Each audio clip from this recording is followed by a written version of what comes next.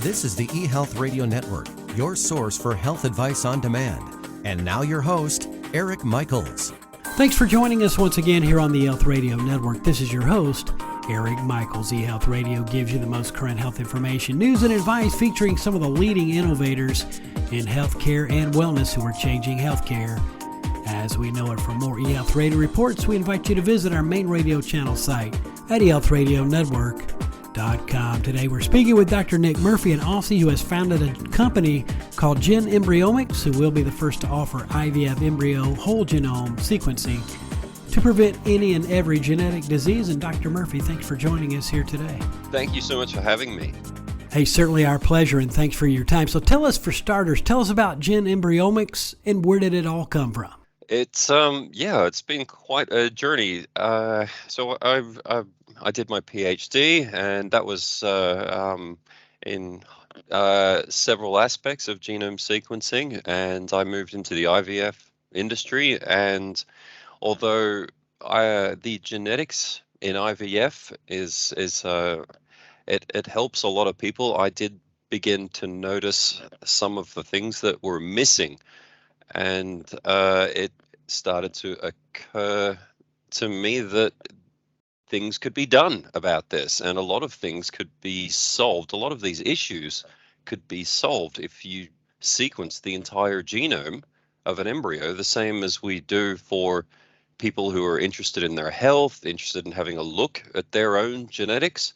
So we gave it a try, and when we saw the results we realized that we could introduce this as a test. So that's where embryonics, Gen Embryyomics came up, and we've been pushing forward ever since. It's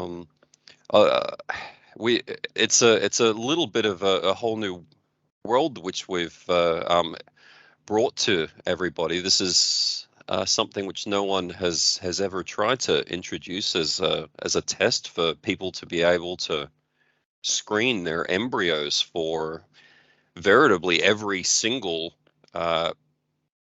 damaging genetic mutation which could happen in their future children, and ultimately prevent every and any inevitable tragedy which parents were going through, having a disabled child, a severely disabled child, or a fatal genetic disease. We've realized that these aren't inevitable, that these can actually be prevented through screening. It is quite phenomenal, the information you've just shared, and I'm sure listeners are ready to hear some more. Certainly appreciate your bringing this to our attention. Now, explain a bit about why genome sequencing is useful to IVF. Get into some of those details. It's this very, very similar tech has been used for many years, and that's one thing in which we make sure that we don't reinvent the wheel and try and do everything differently.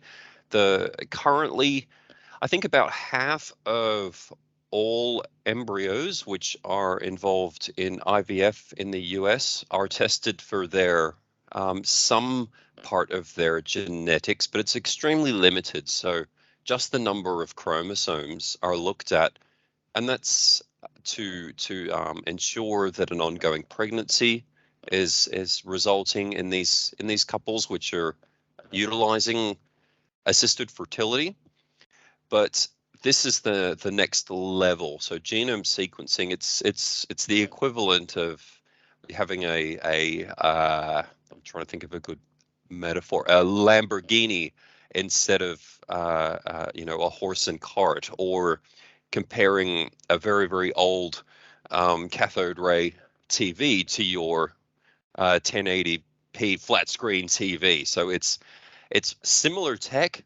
It's just much, much, much higher resolution of what you're actually utilizing to determine, is this actually a safe pregnancy? So we're able to tell all the details about the embryo's dangerous mutations, and as well as It's a future test which will be rolling out in the next few months of insight into why the couples are actually struggling with their fertility. And this is not a small problem. It was even only a few years ago, 1 in every 7 couples were requiring some assisted fertility. I think it's down to 1 in 6 now. So these couples need all the help they can get. And this is enabling couples to be able to discover the cause of their subfertility and be able to do something about it. In many cases, it seems that it's something as simple as helping them with maybe some supplements or some treatments, and this is providing that insight. I guess the big question here after hearing all this, why haven't people been using genome sequencing to date? Yeah, traditionally it's been extremely expensive to do genome sequencing. I mean, all the way back to 2001, the publication of the first ever human genome sequence, that cost $1 billion. Over $1 billion to get that first draft of the human genome, and that's been dropping constantly. The industry has been gearing up, growing, and streamlining, getting its efficiency. So it's ultimately, I would say, about the cost per test, and it's come down to an affordable price for couples and individuals to now say, well, I would like this. It's now affordable. It's less than the price of a new mobile phone or a flat screen TV. And why shouldn't we do this if we're investing in our entire life here? The next our future generations, that we don't need to have the risk of this potential appalling tragedy on our hands. That we're investing in our future for just that small investment. And it's now in people's hands by that dropping of the costs. Well, Dr. Murphy, we really do appreciate your visit with us here today and the information shared so far today. We're speaking with Dr. Nick Murphy, an Aussie who has founded a company called Gen Embryyomics, who will be the first to offer IVF embryo whole genome sequencing to prevent any and every genetic disease. And he's joined us here today on eHealth Radio's Health News Channel, a part of the eHealth Radio Network. Now, I know a question that may have come up or has crossed the mind of the audience. Would you say it's ethical to test embryos before implanting them for IVF? Yeah, that's a very good question, and it's one which I certainly shouldn't be the just because we're introducing this new test. This has been embryo genetic testing has been it's been going on for a couple of decades now, and it's interesting that whenever this discussion is raised, that you always see those lines of eugenics or those types of arguments. I won't comment on them, but I will say that whatever the discussion is, that is it ethical to allow an appalling genetic disease and the suffering in the baby, the embryo, to the fetus, to the baby, to the child, is that ethical as well? So it's not just about, is it ethical to test an embryo? This is what is, I mean, and these mutations causing these things, they're there whether you test for them or not. Preventing a tragedy which is completely inevitable by not testing it, is that ethical or unethical? That's what the discourse should be discussed.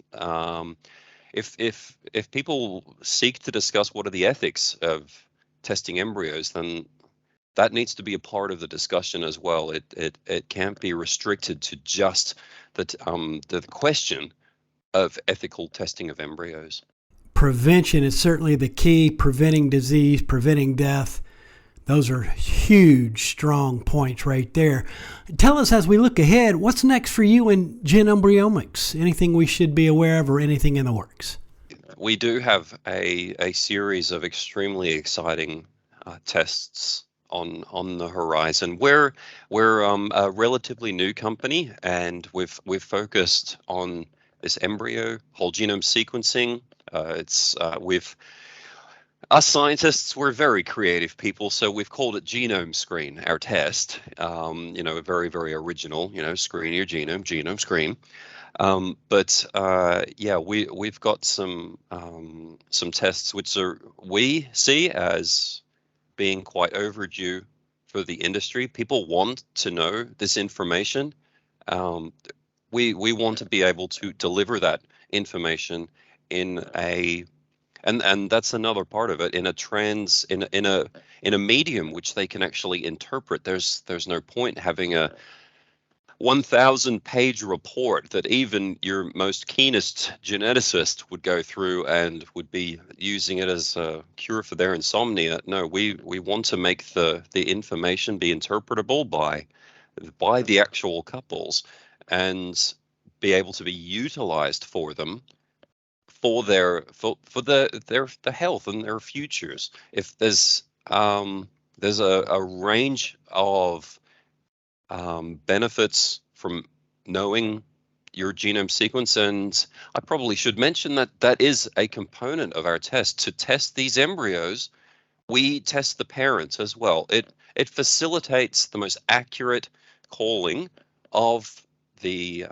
embryo's genome, and we hope that the parents will actually use the information in their own genomes in future, down the track, whenever they seek to.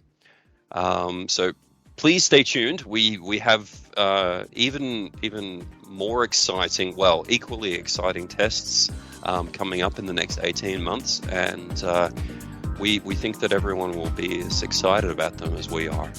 Again, Dr. Murphy, we really do appreciate your visit with us here today on behalf of Gen Embryyomics. If listeners wanted to get more information accordingly, where's the best place to not only get information but to be in contact as well? Our website, genembryomix.com. It, as you said, Eric, it's a little bit of a mouthful, but or please email me at you can easily find me online, Nick Murphy. And of course, as always, we'll leave that link within the show notes of this broadcast. Dr. Murphy, all the best. Thanks so much for joining us here today on eHealth Radio. Certainly was our pleasure. Eric, thank you so much for having me. Anytime. Thanks so much for your visit. We've been speaking with Dr. Nick Murphy, an Aussie who has founded a company called Gen Embryyomics, who will be the first to offer IVF embryo whole genome sequencing to prevent any and every genetic disease. And once again, for all the details, visit GenomeScreen.com. And again, this has been your host, Eric Michaels, and we do thank you for your continued support of the eHealth Radio Network. Join us again soon for another episode that will help further expand your knowledge on those things that are important to your health and wellness. For more eHealth Radio reports, we invite you to visit our main radio channel site at eHealthRadioNetwork.com. And as always, we do thank you for tuning in. Thanks for tuning in to the eHealth Radio Network. For more information or to subscribe to this podcast, visit eHealthRadioNetwork.com.